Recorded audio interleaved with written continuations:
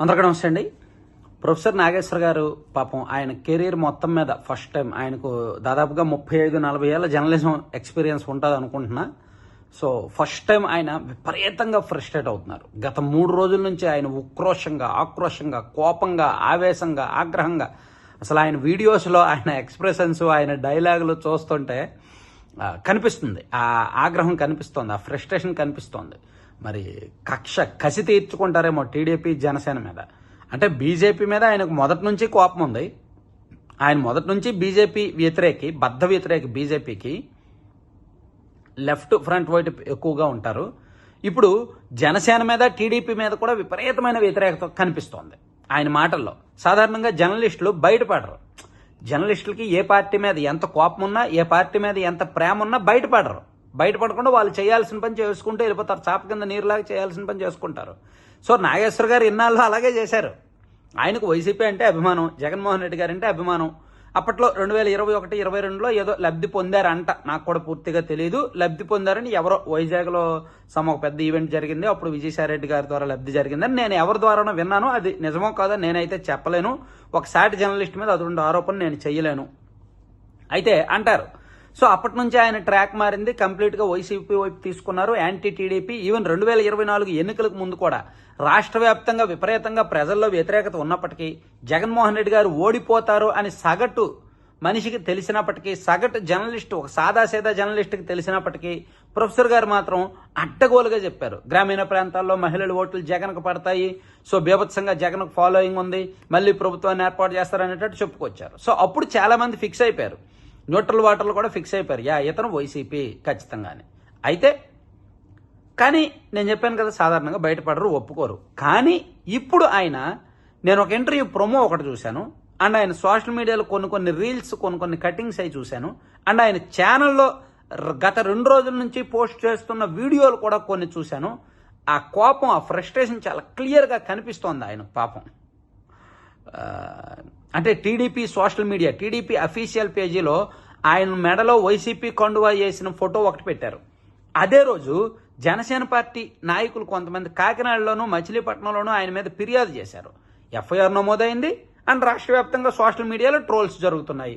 ఒకవైపు చట్టబద్ధంగా, మరోవైపు సోషల్ మీడియా పరంగా ఇరుక్కుపోతున్నారు.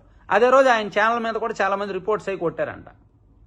ఇలా జరగడం వలన కొంత ఆయనకు డ్యామేజీ జరిగింది. అయితే నాకు తెలిసి ఆయనకు డ్యామేజీ జరగడం ఇప్పుడు కాదు, 3-4 ఏళ్ళ కిందటే జరిగింది. ఒకప్పుడు నాగేశ్వర్ గారి ఆయన వీడియోస్కి వ్యూవర్షిప్ బాగుండేది. ఆయన వీడియో పెడితే మినిమం ఒక 25,000 మంది చూసేవాళ్ళు, తక్కువలో తక్కువ 25,000 మంది చూసేవాళ్ళు. కానీ ఇప్పుడు అరౌండ్ ఒక 4,000-5,000 చూస్తున్నారేమో. కొన్ని ఇంటర్నేషనల్ అఫైర్స్, వేరే యుద్ధానికి సంబంధించి ఏమైనా ఇంపార్టెంట్ టాపిక్స్ చేస్తే ఒక 25,000-30,000 మంది చూస్తున్నారేమో. కానీ రాజకీయాలకు సంబంధించిన అంశాలు మాత్రం పెద్దగా ఆయన ఛానల్ చూడట్లేదు, ఎందుకంటే ఆయన ఆ క్రెడిబిలిటీ కోల్పోయారు కాబట్టి. సరే, ఇప్పుడు ఆయన టీడీపీకి ఏమైనా థ్రెట్ అవుతారా, తెలుగుదేశం పార్టీకి ఏమైనా ఆయన ముప్పుగా పరిణమిస్తారా అనేది మనం మాట్లాడుకుంటే అవకాశాలు లేకపోలేదు. ఆయన ఛానల్ ద్వారా ఆయన దెబ్బతీసినా తీయకపోయినా, ఆయన పరిచయాల ద్వారా ఆయన కొంత దెబ్బతీయచ్చు. ఆయన 2 తెలుగు రాష్ట్రాల్లో ఉన్న తెలివైన, అనుభవం ఉన్న, ఎక్కువ నెట్వర్క్ ఉన్న, ఎక్కువ సోర్సులు ఉన్న జర్నలిస్టు కాబట్టి ఆయనకు పరిచయాలు ఉన్నాయి. రాజకీయాల్లోనూ, అంటే అన్ని పార్టీల్లోనూ ఉన్నాయి.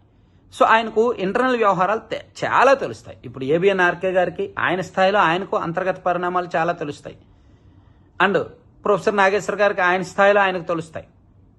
సో నాది చిన్న స్థాయి, తక్కువ వయసు, చిన్న అనుభవం తక్కువ కాబట్టి నా స్థాయిలో నాకు తెలుస్తాయి కొన్ని ఇంటర్నల్ అంశాలు.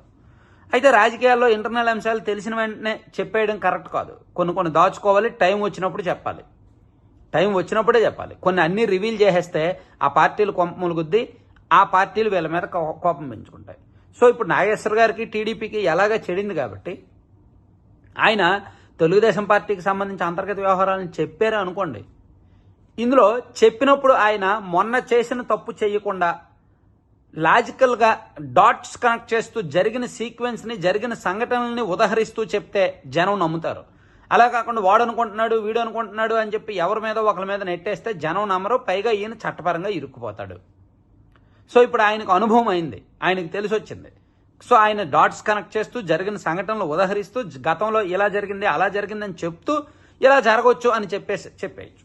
సో ఆయనకు ఆల్రెడీ ఆయన చాలా అంతర్గత విషయాలను తవ్వుతున్నారు. తెలుగుదేశం పార్టీ ఇచ్చిన జీవోలు మొదలుకొని, టీడీపీ అధికారంలోకి వచ్చాక, కూటమి అధికారంలోకి వచ్చాక తీసుకున్న నిర్ణయాలు మొదలుకొని, టీడీపీ మీద ఉన్న వ్యతిరేకత వర్గాలు అవన్నీ కూడా ఇంటర్నల్గా తవ్వుతున్నారు. సో ఆయన పూర్తి స్థాయిలో బహిరంగంగా ఓపెన్గా anti TDP and Janasena and BJP కూటమి అనేది తేటతెల్లమైపోయింది ఇప్పటితో.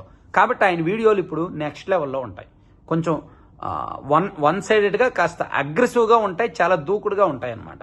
అందులో తెలుగుదేశం పార్టీకి ఇబ్బంది పెట్టే అంశాలు కూడా ఉంటాయి. ఆయన ఏమన్నారు ఇంటర్వ్యూ ప్రమోలో, నేను ఓడించాను, నేనేంటో వాళ్ళకి తెలుసు, గతంలో బీజేపీని ఓడించడానికి నేనే కారణం, టీడీపీ ఓడిపోవడానికి నేనే కారణం అనేటట్టు చెప్పుకొచ్చారు.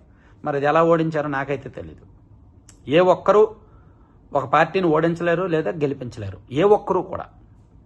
Thank you.